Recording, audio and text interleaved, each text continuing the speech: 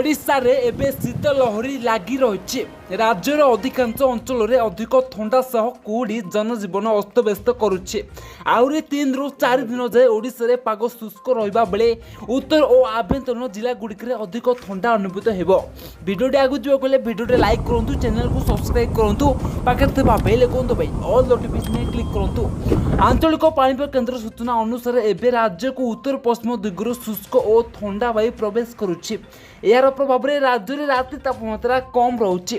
तेज February मास प्रथम सप्ताह में राज्य में तापमात्रा बढ़िबार संभावना रही।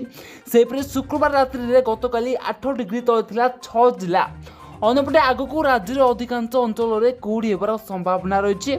एथिरे किछि स्थान में सर्वनिम्न दृश्यमान दूरता कम रहिबो बोली पाणीपाग विभाग तरफ सतर्क सूचना जारी करा जायछि। सेथिबें आपण माने अलर्ट रहंतु।